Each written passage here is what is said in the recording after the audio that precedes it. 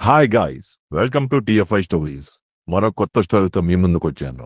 అంతకంటే ముందు మీరు ఇంకా ఈ ఛానల్ సబ్స్క్రైబ్ చేసుకోకపోతే వెంటనే సబ్స్క్రైబ్ చేసుకోండి. ఇలాంటి interesting TFI updates and stories రోజు మీ ముందుకు వస్తూ ఉంటాయి. ప్లీజ్ మీ సపోర్ట్ నాకు ఎంతో అవసరం.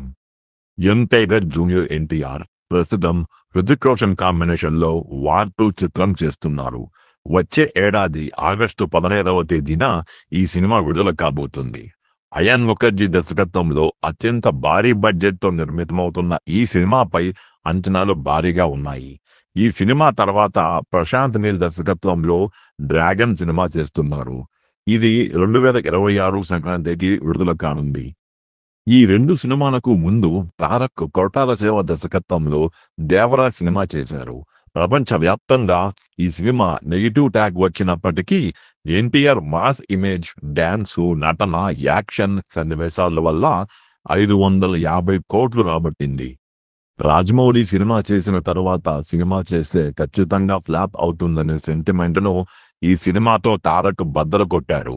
తాజాగా ఈ సినిమా ప్రపంచవ్యాప్తంగా మరో రికార్డును ఎన్టీఆర్ నెలకొల్పారు. దేవరా ఓటీటీ హక్కులను భారీ ధరకు నెట్ఫ్లిక్స్ సొంతం చేసుకుంది. సినిమా ప్రసారం అవడం ప్రారంభమైన తర్వాత అత్యధిక వీక్షణను దక్కించుకుంది. ఇప్పటికీ ఈ సినిమాకు భారీగా వీక్షణలు దక్కుతున్నాయి. ఓటీటీలో టాప్ రన్నింగ్ సినిమాల్లో దేవరా ఒకటిగా నిలిచింది.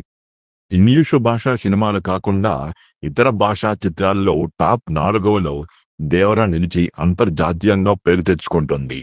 నెట్ఫ్లిక్స్ కూడా ఈ సినిమాను వివిధ భాషల్లోకి తర్జుమా చేసి విడుదల చేస్తుండగా ఆయా దేశాల్లో కూడా అద్భుతమైన వీక్షణను సొంతం చేసుకుంటుంది.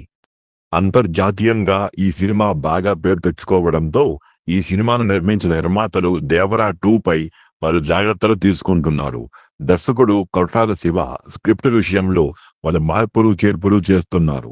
దేవరా 2ను ఒకేసారి తెలుగు, తమిళం, కన్నడ, మలయాళం, హిందీతో పాటు ఆంగ్లం, ఫ్రెంచి, జపనీసు, కొరియా భాషల్లో కూడా విడుదల చేయాలని నిర్మాతలు కళ్యాణ్ రామ్, చెరుకూరి సుధాకర్ ఆలోచిస్తున్నారు.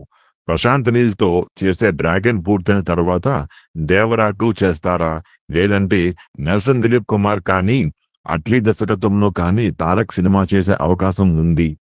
దేవరా 2 స్క్రిప్ట్ అనుకున్న దానికన్నా బాగా వస్తే ముందుగా దీన్నే పట్టాలెక్కించే అవకాశం ఉంది. ఈలోగా కొరటాల శివ ఎవరితో సినిమా చేయబోతున్నారనేది స్పష్టత లేదు. దీని గురించి మీ అభిప్రాయాన్ని కామెంట్లో తెలియజేయండి. అలాగే సబ్స్క్రైబ్ చేసుకోవడం మర్చిపోవద్దు.